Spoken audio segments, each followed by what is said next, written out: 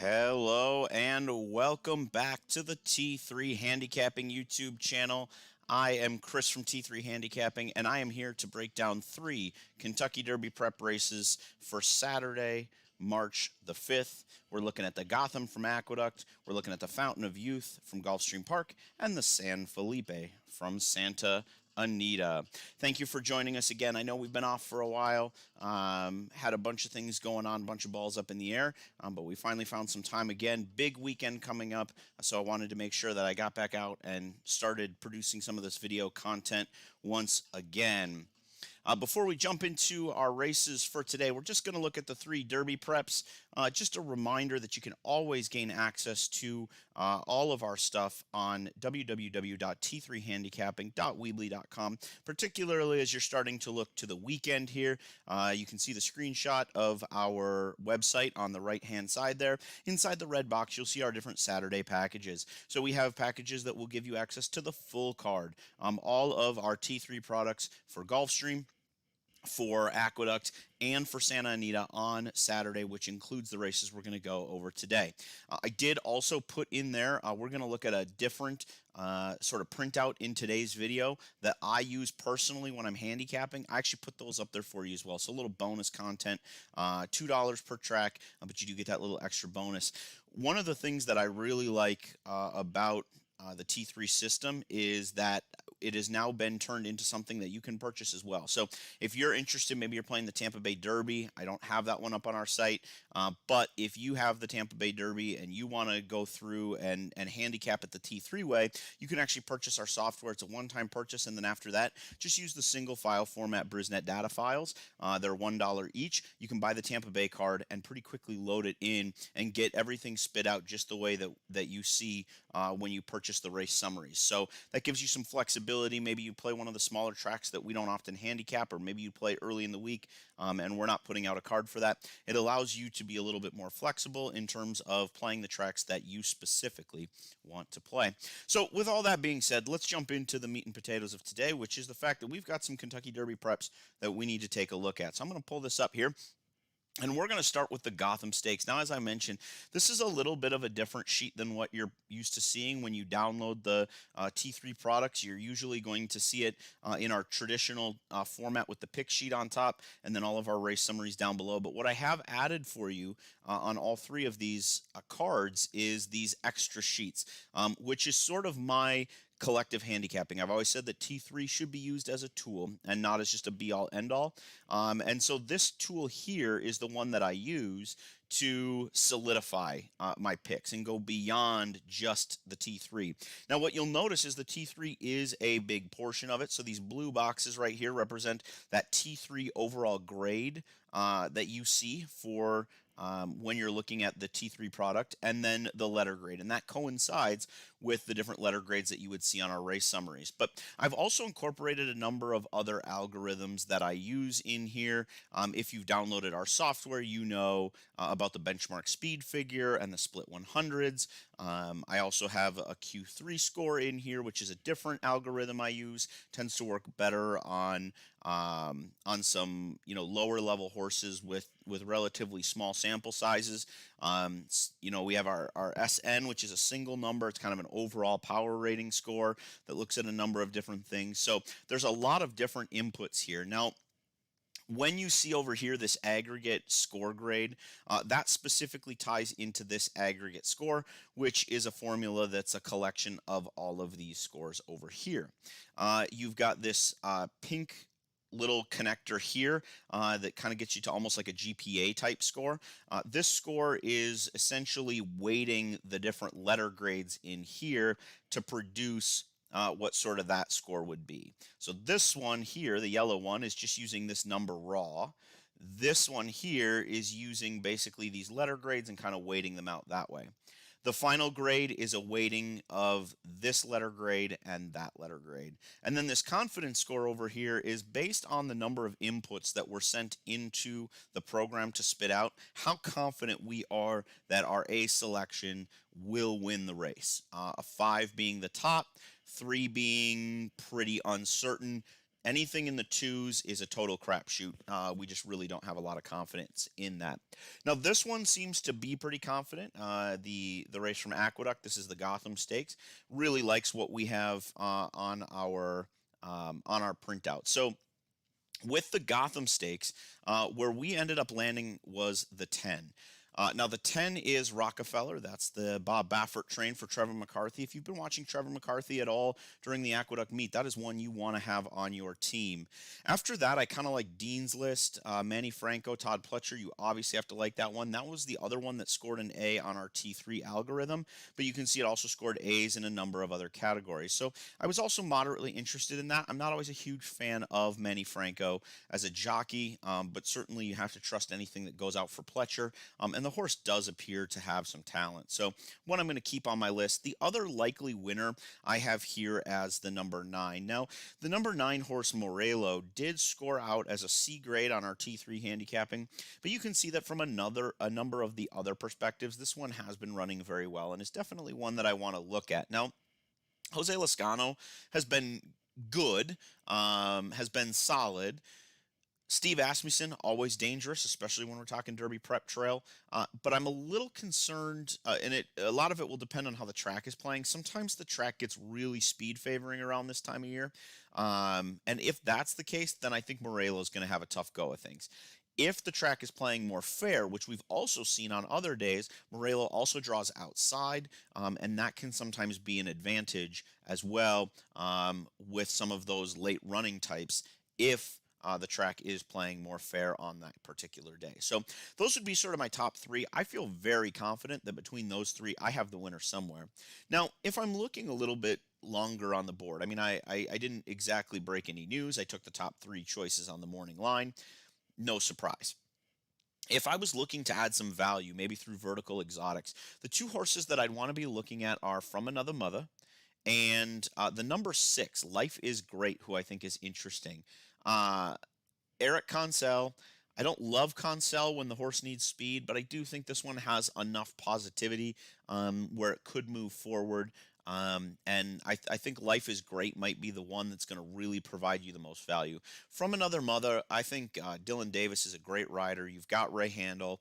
That one came out in our benchmark speed figure as a top play as well as in my single number power rating. So I think in the Gotham, if you're looking for value, the 4 and the 6 is where you go. But I think if you want to get the winner and move on in your horizontal wagers, I think you're looking at the 10, 5, and 9 with a preference on a Bob Baffert horse with speed in a Derby prep.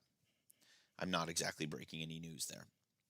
Let's move on then to our next race, which is from Gulfstream Park, and that's the Fountain of Youth. Now, we did have a field of 13 scratched down to a field of 12 with the recent news that Mo Donegal has spiked a fever and will not go. And I was thinking that maybe that would really open things up and make this a little bit more clear. This race is really wide open as far as I can tell on paper. We've got a 4.0, so it's a fair level of confidence that our A's are going to win. But the problem with that is that we do have grading out 0 A's. Right. So if we look at our sheet here, you've got an A minus on 1, 2, 3, 4, and 5 of the runners. So yeah, we're moderately confident that we've got the winner in the A's, but we're also 5 deep on the A line, which isn't exactly a lock type of play. So with that now, as we're starting to piece through, how do we get to where we want to go? Well, I started with Giant Game. Giant Game is a huge long shot here, but Dale Romans does this stuff. Now, not always at Gulfstream, right? I tend to think of Dale Romans as more of a true South, kind of like in the in some of like the Southeastern, like the Kentucky tracks and things like that, where he'll pull off these ridiculous upsets. But I've just seen it too often. I don't love Lannery aboard. But when we go to the aggregate scoring, this one came out as my second or third highest rated in the aggregate score. And honestly, it's going to be forwardly placed, which at Gulfstream is a huge advantage on the dirt. I'm a little worried about the wide draw. If this one were inside, I think this one would be a much heavier play for me. But I think there's enough here with the early run style, the T3A grade, the split 100A grade, even a B grade overall in the aggregate. You put those together, you get an A minus. why wouldn't I take a price in a race that looks wide open? And again, Dale Romans does this. He fires these weird horses that don't make sense. They hit here and then they kind of disappear again. So I'm going to go with Giant Game as my top selection. High Oak is another one that I actually like, 8-1 there, so a really solid price. The thing with High Oak is again that late running style, which it's hard to know at Gulfstream how much of it is just the horses coming from behind at times don't have anything in the tank, and how much of it is that it's really truly speed carrying. But we've seen it enough over time that this feels like a speed carrying, and I worry that Junior Alvarado and Bill Mott, coming from off the pace, I'm just worried this isn't necessarily going to suit what they do, but I do think the world of the horse and the talent. So I had to put this horse up there, because I think this horse is really good. I'm just not sure if the run style works here. Uh, the number 2 horse, Simplification. I think this one is really interesting. You've got Jose Ortiz, you've got that early speed, morning line favorite in a race that doesn't really have a clear favorite. When you have a 7-2 shot, I think you play what you believe, right? You play what you believe, because at 7-2 as your favorite, the money's going to go everywhere here. And so I'm not really sure totally what to make of this one, but it did rate out as an A on the T3 scale, as well as in the split 100. So I'm gonna take a shot with that one and see if I can do it. Now the one play against that I have is maybe not wise, and that is Emmanuel. Now Emmanuel scored out, relatively well on a lot of things, just did not score out well on the T3 ratings, and that's going to knock it down. The concern with that a little bit is with these lightly raced horses, sometimes you can get some goofy things. I think Emmanuel has a chance, certainly, to win. I just haven't been as enamored with Emmanuel as some other people, and I think part of why I left it off might be just that I'm a little bit over some of the hype this one gets. And I could be proven wrong, but we have to have an opinion, and that's going to be my against opinion. I think there's a legitimate chance, especially with Saez and Pletcher at Gulfstream, that this one could be the favorite, and could be overbet and, not very good value. So I'm not going to use Emmanuel. I might get stuffed in a locker on that one, but you got to take a stand against someone somewhere. I probably wouldn't leave off if I'm playing like big pick fives and things like that, just because there you need to survive and move on. And in an open race like this, you should be able to get value, because money is going to get spread. The last 2 selections that I have are more sort of outsiders. I like Galt. Galt is an outside horse. Joel Rosario for Bill Mott, but Joel Rosario to me is a really good student of pace. He seems to really understand when he has a horse that needs to be forward, and if that's his best chance to win, to go and to try and take it on. The 13 post is not great. It'll be moved in obviously to the 12, and barring any other scratches, could move in a little bit further. But in Joel, I trust, and I could see him bringing this one home at a 12-1 price, or maybe a little shorter than that. The other one that I thought was interesting is AP Secret. Tyler Gaffleone for Saffie Joseph. Now, I'm not a big fan of Saffie Joseph anywhere except Gulfstream Park. Certainly, he's a very accomplished trainer. Certainly, he has luck. But his horses are exponentially better horses at Gulfstream than they are at other places around the country. So, even though this is a little bit of a big spot for Saffie's horses, I mean, he certainly runs in the big races, but this seems like an extra level. I think at 20-1. If you're getting Saffie at 20-1 at Gulfstream, this might be the only race in the next 2 months that Saffie has a 20-1 runner at Gulfstream. So for that reason, I would go ahead and use that one underneath as well, to at least get up for a piece and see if maybe we can make something happen there to really buff things up. Again, my selections are 10, 9, 2, 7, and 13. My favorite of the top runners is the number 2, Simplification, for Jose Ortiz and Antonio Sano. I left Emmanuel off my ticket, or off of my selections, with trepidation, I will say. That's one that I kind of go back and forth on and will continue to fight with up until the moment that my ticket is in. Our last race then is from Santa Anita Park, and it's the San Felipe. Now, the San Felipe, for me, is straightforward. I don't think that the outsiders have a chance. To me, this is two horses. It's 6 Forbidden Kingdom, whom I love. It's actually the only horse to score on an A on my T3 system. It also scores an A on my benchmark speed figures as well as on my split 100s, and gets a B in terms of the single number grade. So I think Forbidden Kingdom here is the rightful favorite, and I really like this one. Then we get to Baffert 1, Baffert 2. And I know we have 2 Doug O'Neills in here. The Doug O'Neills seem up against it in this spot. So when looking at the 2 Bafferts, I kind of was stuck with, okay, do I want to take an off-the-pace runner with Flavian Pratt, which is fine, although I like Flavian better on the grass. And also, Flavian has been less consistent. I mean, there was a time like a month or two ago where this guy was on fire. He could not miss. Looked like maybe one of the best riders in the country. Seems like he's fighting things a little bit. I just don't fully trust he's come out of that slump yet. So with that, I'm going to go with Johnny V.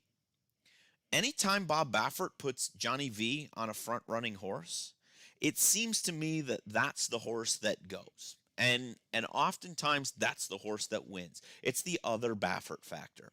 And so when I was looking at these two and noticing that they both rated out similarly, now you'll see that Doppelganger was actually a C on the T3 grade, whereas our Magnic was a B grade, but they're pretty similar in a lot of places. It's just that I preferred the Johnny V ride, especially because it's going to be an early type, and I think Baffert really likes Johnny V on his quick horses that he thinks have a chance to steal on the front end. So I would go 6 and 3 on kind of my top line. And I would use Doppelganger as sort of an underneath play. I don't think you go deeper than that. Cabo Spirit, could he be in the mix? Sure.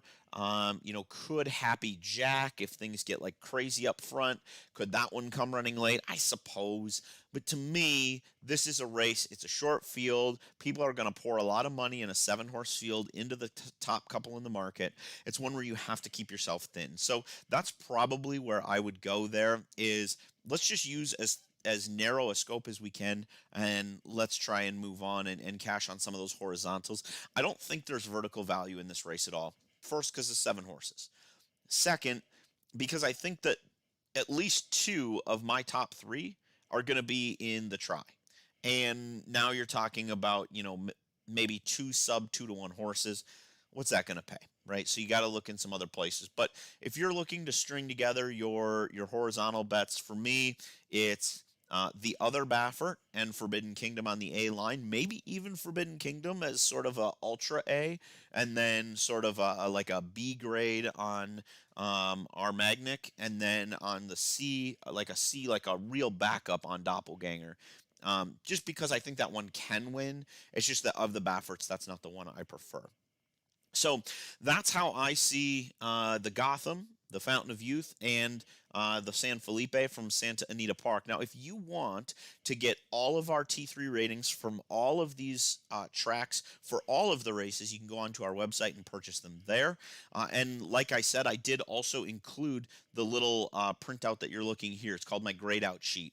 I have the grade out for the full card for all 3 of these tracks in the package as well. So when you purchase it, you get it free of charge, so that you have that extra context to the handicapping as well. It will just be sort of this top piece. The other part is an overlay that I put on it for this video. So you have that for the entire card, just $2 a card to purchase those.